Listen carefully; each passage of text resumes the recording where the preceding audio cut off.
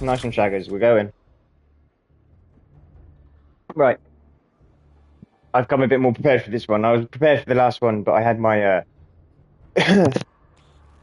had all my notes written down on my in a notebook as opposed to now I've gone and bought a couple of whiteboards, so I've got all the information in front of me that I need. Let me mute myself in that chat. So firstly, I just want to speak about say thank you for the positive comments. It's been a mad thing trying to do this one. I've been thinking about doing it for ages. Um, but it's finally started. One of the comments it was Mitch commented saying about thank you for doing this. It's going to bring up lots of memories over the next however many episodes.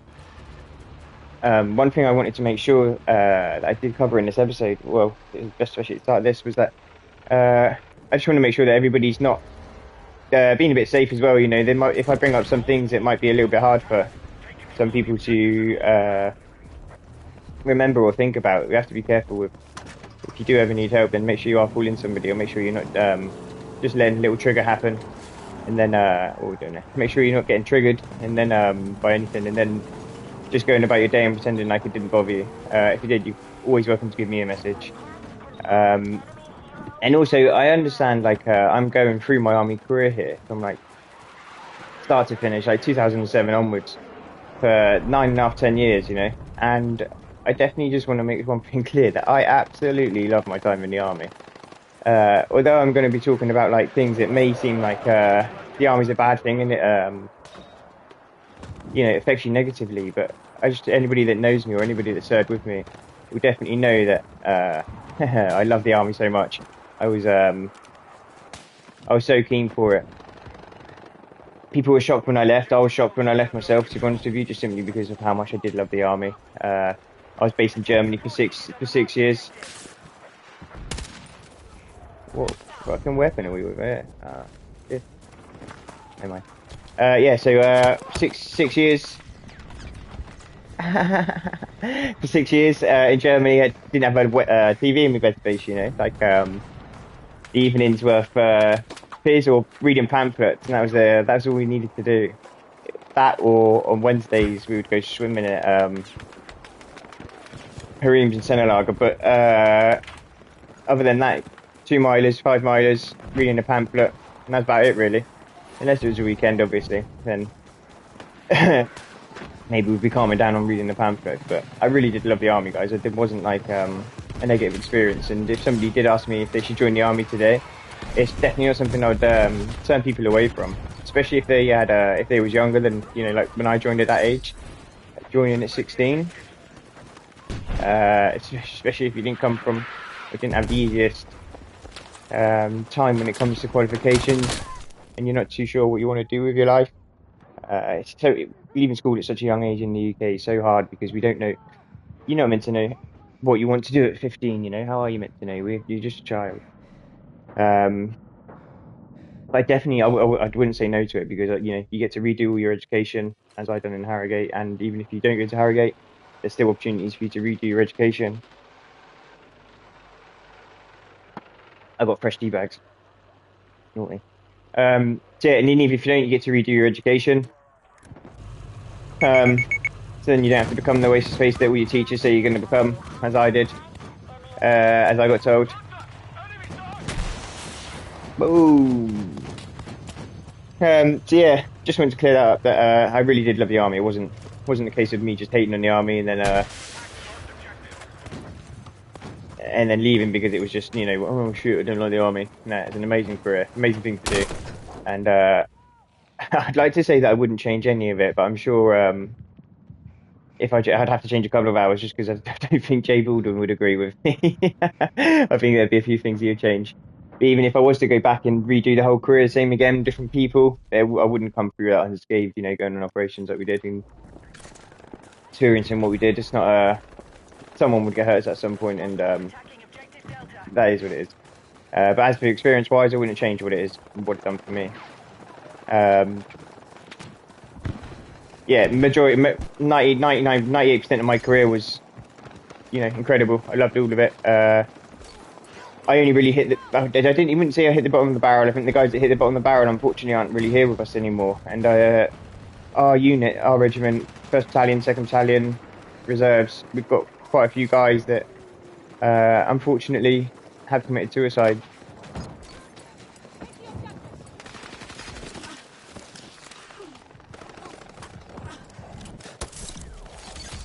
Uh, oh, I thought I was going to stab him. Nearly got me fucking. Nearly done it. Nearly done it. Yeah, and hopefully we can avoid that, or at least make guys aware that they're not alone. And especially, I'm happy to say all my terrible thoughts, all my nightmares and stuff, and because there's times when I did explain my thoughts to somebody who maybe wasn't so much aware of what PTSD can cause inside you, and when you tell somebody one of your symptoms or some of your thoughts sometimes, and then maybe they frown, or maybe you feel that real dark energy come in the room and they don't really know what to do with it. And I get it. Mental health is a really hard conversation. We're going to stab him. We're going to stab him. We're going to stab him. But then mental health is a really hard conversation to have. So if you're not used to having those conversations, or if you haven't spoken about it much before, if you haven't been in therapy, then they can not only be hard to talk about, but they can also be really hard to receive. But yeah, so the reason when we said about raising awareness to PTSD and stuff, I have to tell my whole story. If I was to just say like like the main flashbacks, like I had probably two main nightmares, and one was like a nightmare flashback, and also a flashback because there's only one like image that used to come back to me in the daytimes mostly. And if I was to only talk about them, I'd be able to do that in a couple of hour episodes. Yeah, boy, I'd be able to do that in a few hour episodes, and it's not just those three things that would that lump up across your army career. You face so many different things. The next episode, I think I'm going to go into talking about how we have to deal with loss, and it's not just loss whilst we're on tour. You have to deal with loss whilst we're away, be it on exercise and training overseas somewhere, and that could be loss of a family member, loss of identity, loss of anything, when you're away in the military. There's so much that we have to deal with that unconsciously deal with as well. But I'll save that one for the next episode. So I don't want to. So when I go through my career, it's not something that I've just sat and like. I don't sit and ruminate on all these negative experiences or these negative moments. I just want to raise awareness to these slight moments. Like just for example, a moment, for example, that I thought about that I thought, fucking hell, that was a deep moment to go through. Would be the bus ride from Barker Barracks from our battalion. From our camp to the airport to go on tour. Now that bus ride, it's like it's not just a normal bus ride, the same old, and it's a civvy bus. It was a civvy kind of bus that would take you into town to go and get your morning coffee. Came and picked us up, and then took us on tour. So took us to the airport, and that bus ride in was like, there's guys joking and laughing around and stuff. And I know you're hours or maybe even it's still a day away from being actually in theatre, and 5 to 6 days away from going out on the actual ground. But that bus ride in was a hell of a trip, eh? It's a fucking hell of a journey, really, when you think about it, especially for those that have like multiple first tours, and then those that are going back on their second tours, knowing what you're going out there to actually see and what you're going out to face. And then another one for me that I kind of thought about a lot when I gave myself a lot of grace for and thought, fucking hell, there's a lot to go for at a young age.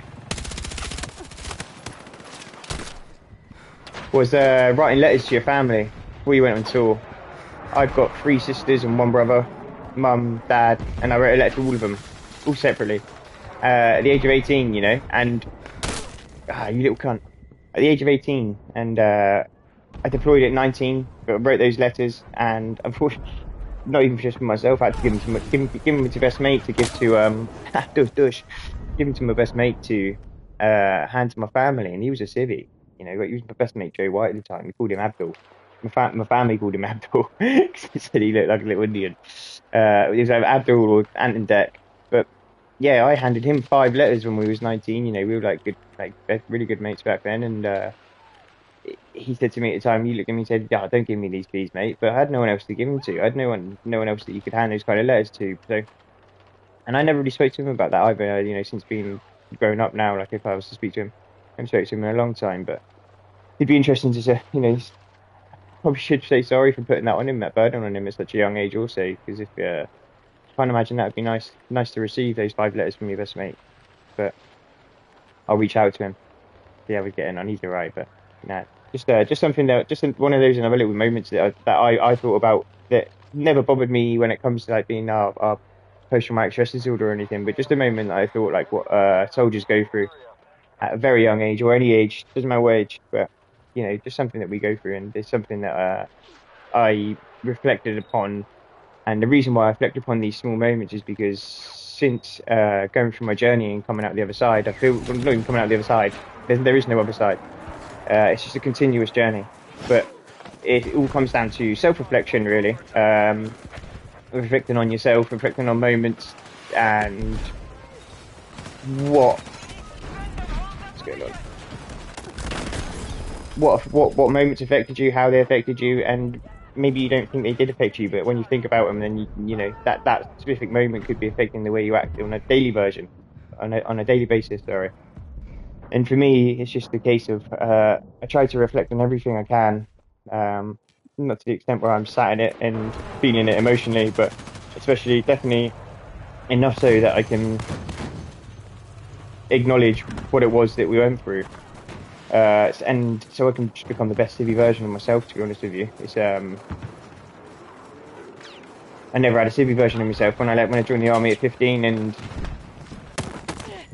I handed that little child version of myself in. I never had the opportunity to become a civvy, so I'm still searching that fucking mad little world that we live in, Civvy Street. Those little moments, I think, are like it was like if we spoke about that garage, if you spoke about like the mental garage analogy, they're just like really small boxes. They might seem like small boxes, but they definitely got some weight to them. If you have enough of those moments, they're all some weighty boxes, but they're only small boxes. If we have loads of them, then it's something that will definitely weigh on us a lot more than just maybe one single impact. 1,000 plasters we're gonna feel that a lot more than just maybe like one big wound as such. And I hope by highlighting these, not only to a soldier, someone who has experience, I hope it highlights to them, to you guys, that you can just give yourself a pat on the back and be like, yeah, fucking hell, I did do that. I can give myself a bit of grace for those days when I'm not feeling so good. Maybe a bit of grace when I'm a bit shitty one day and I don't think I know why. And there's so many reasons why, and they will just add up. And hopefully I can make those aware to you, and hopefully you can give some time to those in your own spare time when you're giving that thought. Give some bit of gratitude. So today, get the fuck out of there. Today I was going to talk about turning up to Harrogate. It was a really good time thinking about it this week. Planning this episode, just thinking about what I was going to talk about this episode. It's been bring up so many fun little memories. Yeah, when I turned up to Harrogate and I left, I was 155 centimeters on my first card. I think I was 5'1", 5'1" or something like this. Dad. 5'1", something like this. I'm 5'10", 5'9", nearly 10 now. It's so funny when you turned up. All I heard was, "Well, does your mum know you're here? Does your mum know you're here?" It's probably their favourite thing to say, I can see, I know it now after meeting like hundreds of screws or whatever, and how they found themselves really funny. So when I turned up, I had my platoon sergeant. He was if I can get off this thing. My platoon sergeant was a Scouser, Sergeant Ramsden, Rammy they called him. Obviously we weren't allowed to call him that. He would have fucking killed us. But he was then to me massive. I think he was probably 6'3", something like this. But fucking big lad, all right, Samways. He used to go like that. Oh, it's terrible. We had my screw was called Preza, and I later realised that he was probably the same as me as a full screw. To be honest with you, I absolutely loved it, proper PAMED, and I think even the other screws knew that he was a PAMED also. And then I had mostly rifles, to be honest with you. They're mostly from the Rifles Regiment, 1 rifles, 3 rifles, all good blokes. Apart from my platoon sergeant, he was Duke of Lancs at the time, but I don't know where they are now. I believe he's in 1 Peterborough now, which is crazy.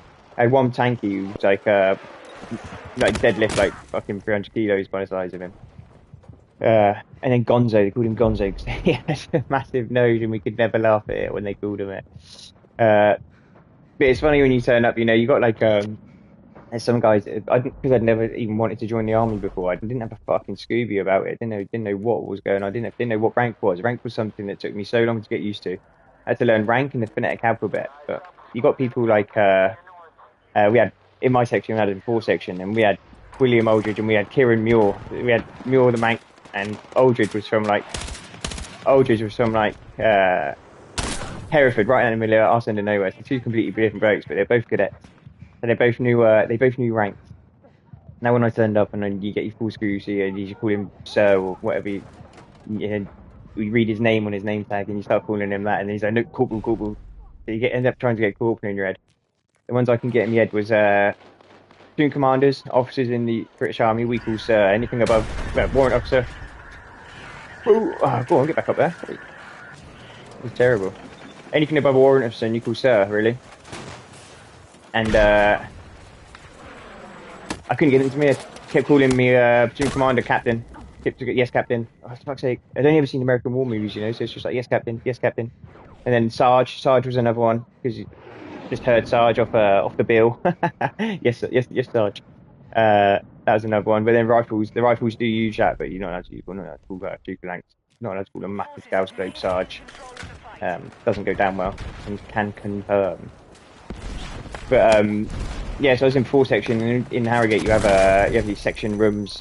You get 12-man sections, 6 on each side, and you're segregated by your lockers. You got two bed spaces, two bed spaces, two bed spaces, two bed spaces, and I had mine opposite William, opposite Will.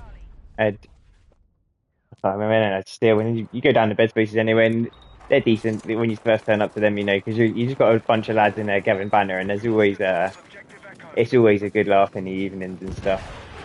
I was in the first 6 weeks, you get your phones taken off of you in the daytime, and I was in I was in my room in the evening, and I was on my phone to my sister Helen. And she went, and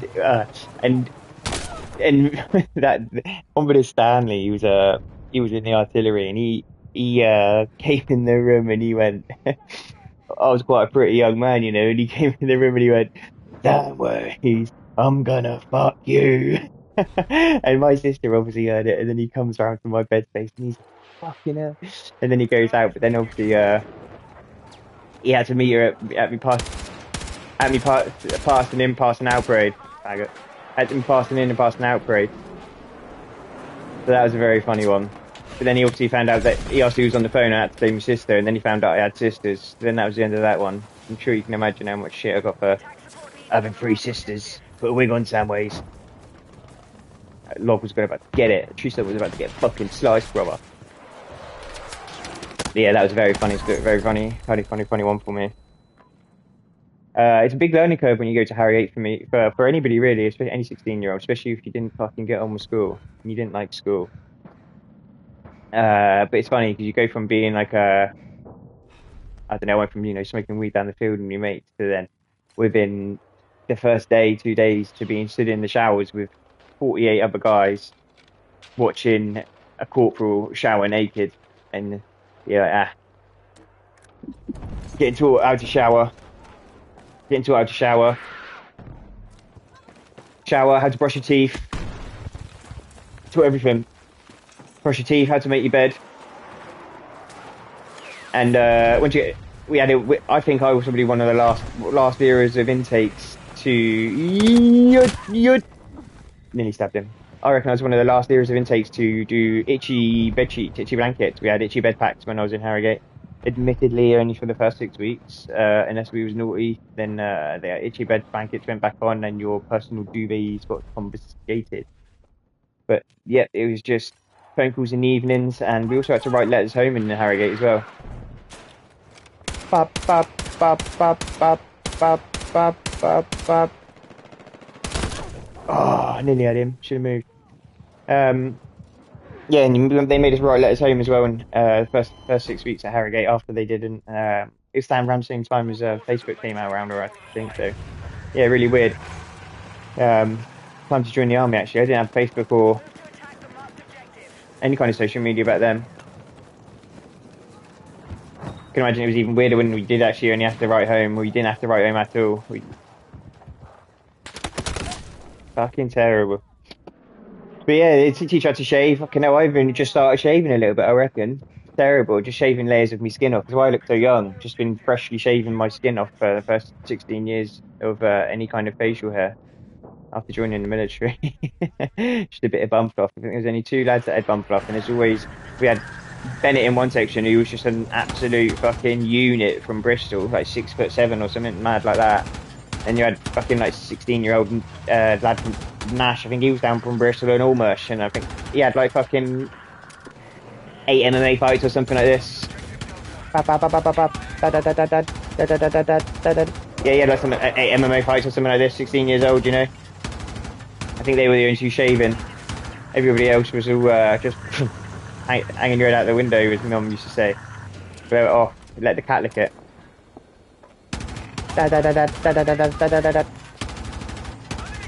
When we used to do ranges, we used to say Marilyn. When I was in Harrogate on his first 16, we used to get taught bursts. Marilyn Monroe, and then you get taught Marilyn Monroe sucks cock. Marilyn Monroe sucks cock. Marilyn Monroe sucks cock. So he used to teach it. Lovely job, he used to make me laugh when I first heard that bastard. Yeah, so when you turn up, the cadets are kind of, when you turn up to Harrogate, the cadets are already like in the know, you know, they're, oh yes, corporal, you know, you get the deep guys.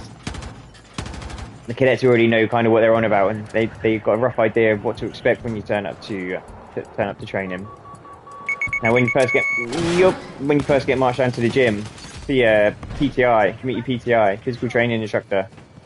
Some fucking specimens of blokes in that where that unit is. So yeah, there are some absolute beasts. So we anyway, we all lined up outside, and even the screws didn't know what PTI we was going to have.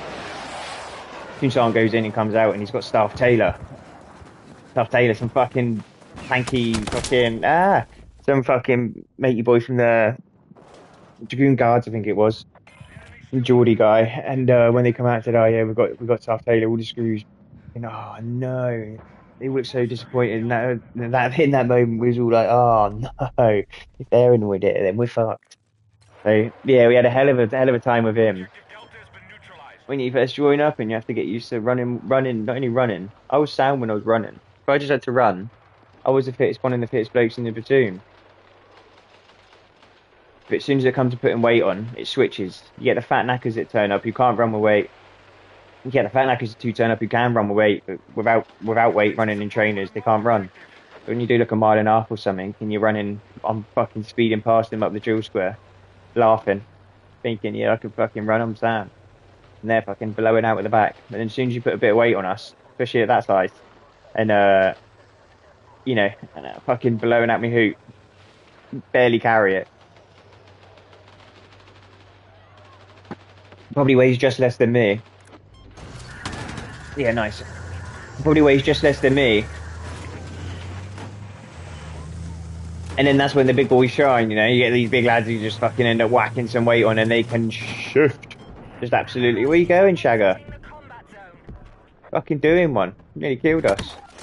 Oh, he's fucking done it. Yeah, and then he just fucking breeze past just like when they start running with weight. What's it?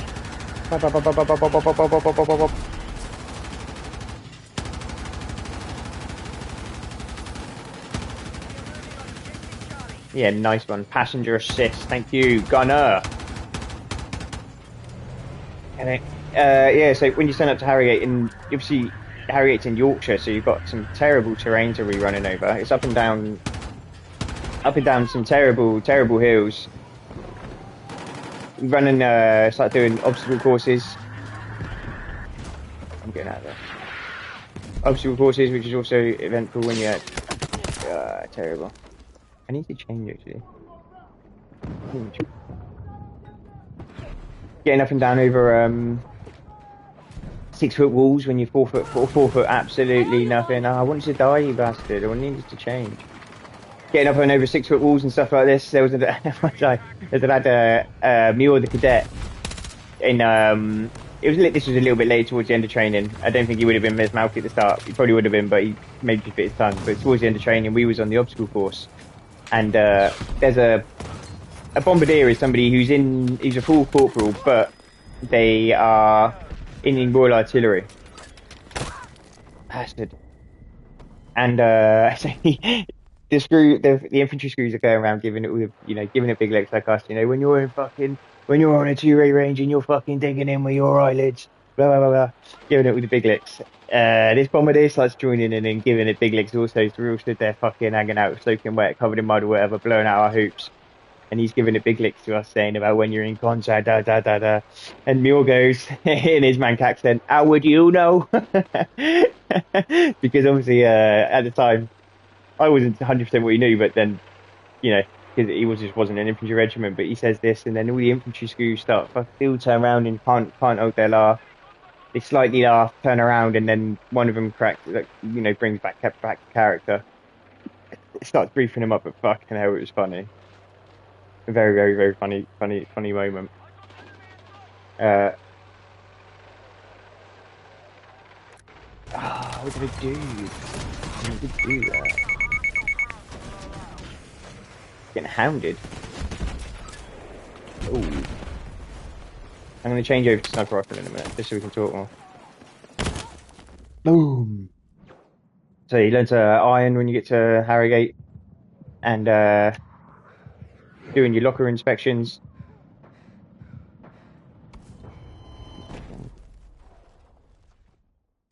Worst thing about when you do your locker inspections in when your screw comes in and absolutely trashes your locker, but when he comes in, I didn't change cast again. When they come in with when they come in and your locker's a little bit dirty and you have to have your wash kit laid out. So you'll have like your razor, your toothpaste, your shaving foam, and then when your locker's a little bit dirty, they get your combi tools in your toolkit and just fucking shake your shaving foam, bang the bottom of it, pop it, throw it in your locker and shut the doors, and you can just hear it fucking dum dum dum dum. It's not it. Nah, fake it. Bobby and mine. There we go. Sorry, Bobby. You.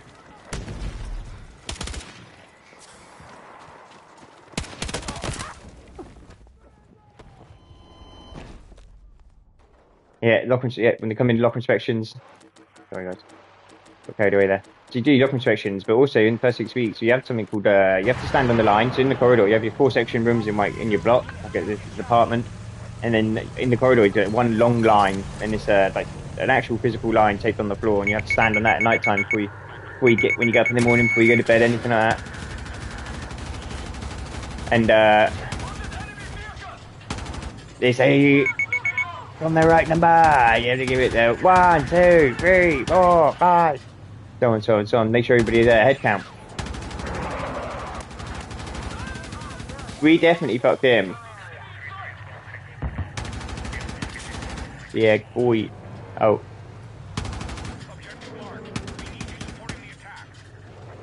Yeah, and then when you're on the line, obviously you can imagine. Oh, that's a close one, wasn't it? He just popped up there.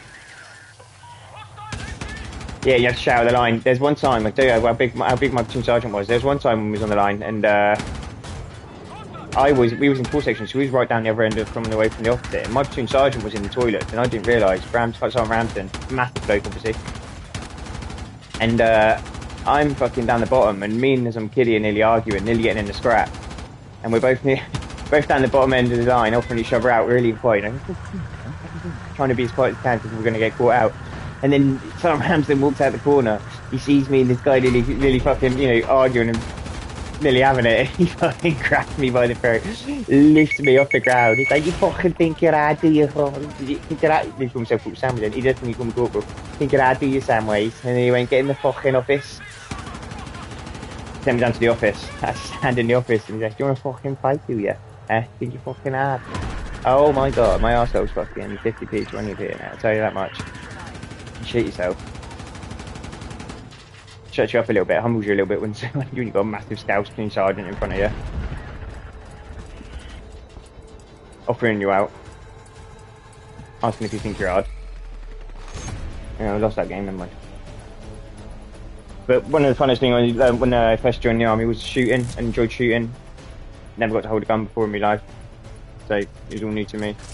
scary at first, when it's revealed when you first shoot a gun, you're like fucking blinking and that. Funny when I went back to Catterick as a recruit, as a screw, as an instructor, and and his wife boy from London turned up and I in it, and he's fucking geezer and I like fucking got a gat in that in it. But fucking when we first took him on the 25-meter ranges and that, he thought he was all nice and wide boy. Then we took him on 25-meter ranges and he fires like his first 2 rounds and he goes, "Can't fucking see anything coming out in it." Funny, funny as meant to be some absolutely rude boy. But you get to go on, you can go on our first episode, first exercise. First flight, I think it's called. You go down to like Ripon in Yorkshire, and you do like I think it's 2 nights out in the field, and you get bashed up with whoever you meet your boys opposite. So I got to bash up with Will, which I was quite lucky. I got bashed up with him really because he was a cadet. So I had never in my life before I went on that exercise lit a gas cooker. I'd never lit in, didn't even have gas cookers. We had Hexi obviously. I'd never lit in a Hexi block before in my life. Like I didn't even know what Hexi block was. It looked like Kendall mint cake to me. I was just gonna start eating it like one of the little fucking Afghani jockey kids. So yeah, I felt quite lucky with that. So when I was on exercise, you get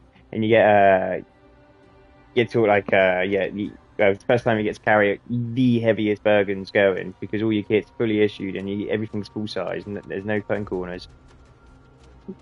Carrying a Bergen bigger than me, and I remember when we first went out on exercise and we first got there, and my platoon sergeant we got called us in for orders in the middle, and he told us. Now I to this day still don't know if it's true. He was like, "Now, me and the screws have been given live rounds because there's been reports of wild boars in the area, right?" And I fucking me being me, we're only like what 3 weeks into the army now. Just as if it was in school, I just fucking chuckle. I just have a little laugh, and he fucking, "Do you think it's fucking funny, do you, Samway?" And again, shit myself. No, Sergeant, definitely not funny. Confirm it wasn't funny.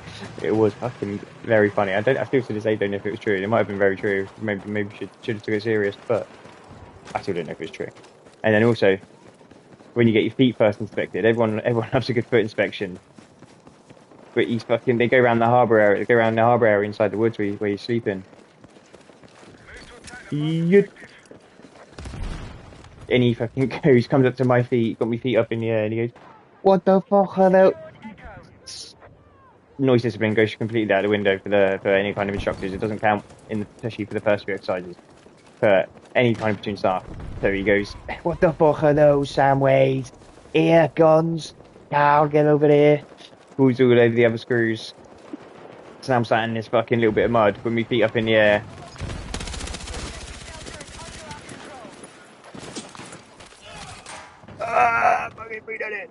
With my feet up in the air, and he just getting my feet absolutely torn into by all the screws. Platoon sergeant, platoon commander wasn't obviously in the harbour area. Platoon signals. Yeah, boy.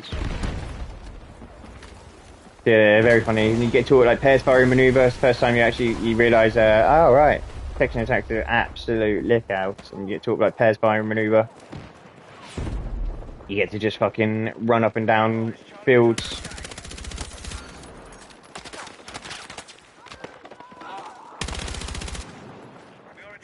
Run up and down fields for. I'm fucking smashing this game, you know. Run up and down fields for hours on end. You get pyro demos, like pyrotechnic demos. You're shown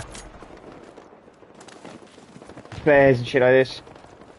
I remember when the first time one, and they fucking left Shmooler and Will was sat next to me, another cadet moment, and he's like, "Oh, close your right eye so you can see better after." What, mate?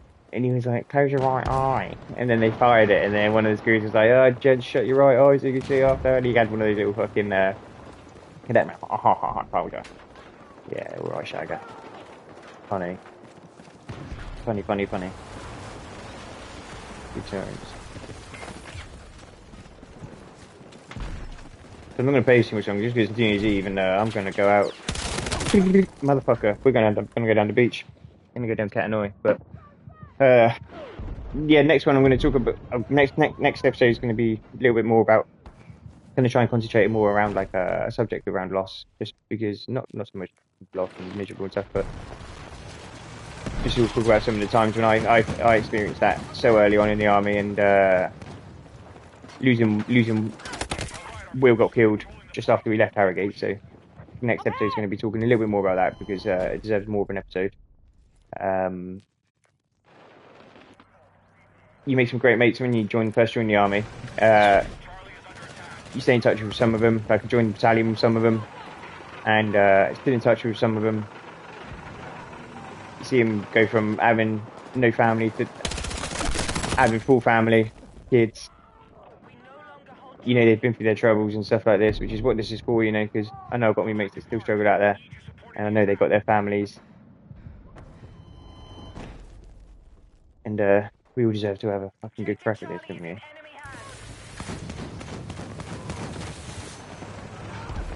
at that guy fucking full on fixing tanks and that. That man is in this game, brother. He is loving it.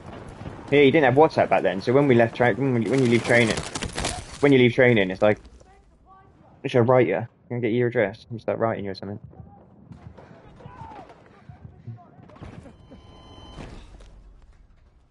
But yeah, I've only got a handful of my mates from Harrogate on there, but hopefully over time that will build. That'd be really cool to have that happen. We'll go down there.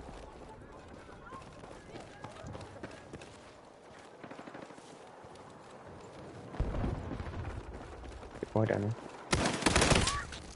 No, it's not.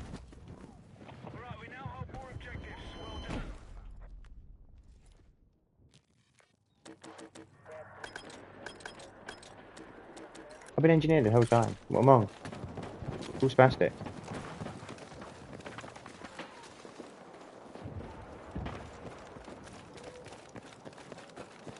Yeah, so when you go on exos in Harrogate, they slowly get longer. I really like Harrogate for basically our basic training. Normally, if you join the military, like the regular enlistment, you're going to do 14 weeks basic training and 14 weeks as an infantry soldier, 14 weeks phase 2.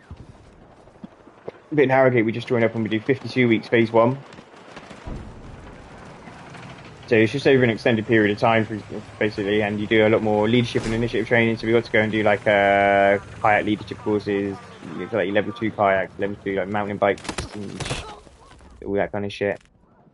Got to go skiing. You get to do your exercises at the end are like 5-6 days as long, rather than you get to do like 3, 5, 6 day long exercises towards the end, maybe even a few more, I think. Which is decent because in character you don't get that chance to do that because the time's not there. You get to do like exercise every other week, but only like 2-3 days long. I think the last ones, a couple of ones are a little bit longer. Hey, go on, Shagger. Feed. When I went to Catterick, finishing Harrogate, and end up going. You go to Catterick for your phase 2. And I ended up getting actually injured. I actually ripped my tore the tendons off my left ankle. I'd done it in between. Me and a couple of my mates went from Harrogate. Ended up going to Magaluf in between phase 1 and 2, and I fucking done my ankle when I was first in Harrogate. Got through it, and then ended up going there on leave in between, and fucking doing it again. So yeah, I ended up going. I didn't manage to pass out with the guys I turned up to Catterick with, and ended up actually joining a pursuit. Yeah, motherfucker. Ended up turning up to a platoon with regular enlistments, which is really interesting for me, just because I got to join. I joined at 16, so I joined at the youngest age possibly can. Whereas I also met a guy, Darren Houndsdale, who joined at 33 years old, so he's actually the age I am now. It'd be really interesting to hear from anyone else. It's like their experience from transitioning from civil soldier, because like I say, when I joined the army, I didn't have much of a civilian personality, just a little shitbag 15-year-old. Asbo, as Vasily called me Asbo. I met him when we got to Catterick, and he called me Asbo because I was so young. And he called me Asbo ever since. And then his missus started calling me Asbo, and now she just calls me straight Samways. But yeah, like interesting to hear other people's experiences with transitioning after, or transitioning into the army as that, and then transitioning out also after like did you try to revert back to your old civvy personality? And I can imagine it definitely didn't work. We definitely killed him first. He's a lucky man. And then what just didn't work because you can't go out and just revert back to a personality, or maybe you did try and it didn't work. Yeah, it's an interesting one. Right, I'm going to end this broadcast now just because I am going to finish this game and go down the beach for New Year's Eve. But look forward to the next episode. I'm going to do 2 of these a week. I'm going to try and do like one on a Tuesday, maybe one on a Friday. One on a Tuesday, maybe one on a Friday. And then once the Twitch streams actually pick up, I'll do like a Q&A on Sundays where I just play, and hopefully the chat's a bit busier.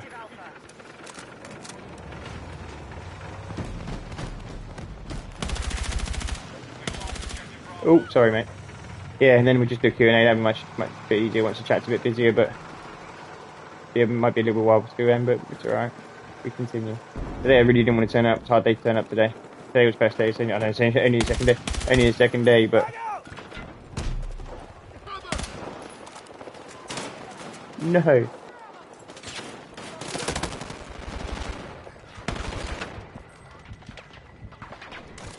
Yeah, but we turned up, came in, got it done. Right, have a lovely New Year's, everybody, and we'll see you 3 days time.